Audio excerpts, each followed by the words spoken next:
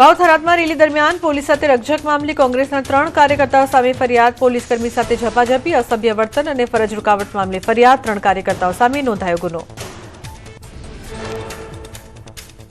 વાંકાનેરના ભાજપના ધારાસભ્ય જીતુ સોમાણીનો કોંગ્રેસને મત આપવા કહેતો કથિત વિડીયો વાયરલ. કહ્યું, પાણી કહો ત્યારે છોડાવી દઈશ, પણ આ વખતે કોંગ્રેસને આપજો મત. ન્યૂઝ 18 ગુજરાતી વિડીયોની નથી કરતું પુષ્ટિ.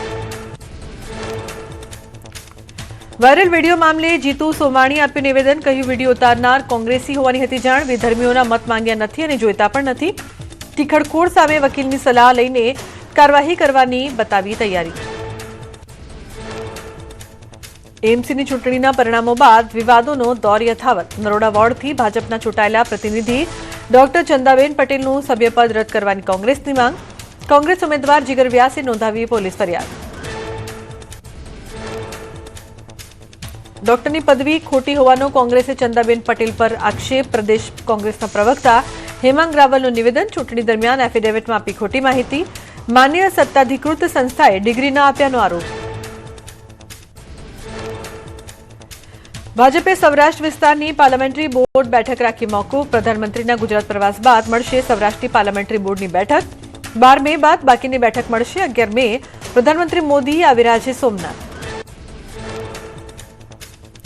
ગિફ્ટ સિટીમાં રોકાણના નામે 500 કરોડની ઠગાઈનો આક્ષેપ. અરવલ્લીના મેઘરજના ઇસરીના વતની ઉત્પલ પટેલ સામે આક્ષેપ. કથિત ડેટા સેન્ટર બનાવી ટેરાબાઇટ ભાડે લેવાનું મોટું કૌભાંડ. આરોપી ઉત્પલ પટેલ હાલ ભૂગર્ભમાં.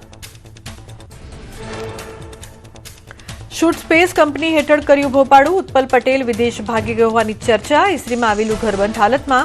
4 દિવસ અગાઉ સોશિયલ મીડિયા એકાઉન્ટ બંધ કરી પલાયન. ગિફ્ટ સિટીમાં ઓફિસે તાળા વાગતા મામલો આવ્યો બહાર. અમદાવાદના સાઉથ બોપલ વિસ્તારમાં બ્રાન્ડેડ શૂઝના ડુપ્લિકેટ વેચાણ પર પોલીસના દરોડા. એલિગન્સ એમ્પ્લોઈઝ નામની દુકાનમાં તપાસ દરમિયાન જાણીતી કંપનીઓના નકલી શૂઝ અને સ્લીપરનો જથ્થો મળી આવ્યો.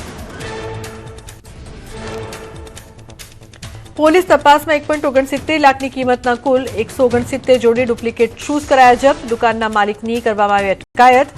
દુકાન માલિક વિરુદ્ધ કોપીરાઇટ એક્ટ હેઠળ ફરિયાદ નોંધીને હાથ ધરી વધુ તપાસ.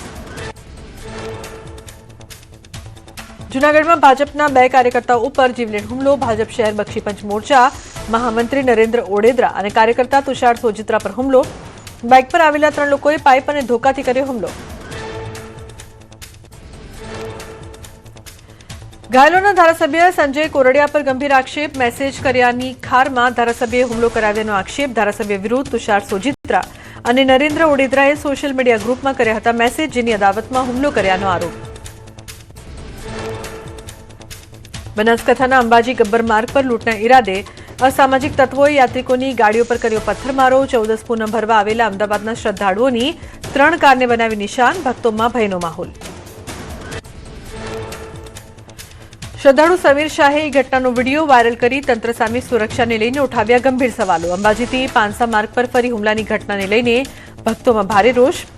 યાત્રિકોએ પોલીસ પેટ્રોલિંગ વધારી અસામાજિક તત્વો સામે કડક કાર્યવાહીની કરી માંગ.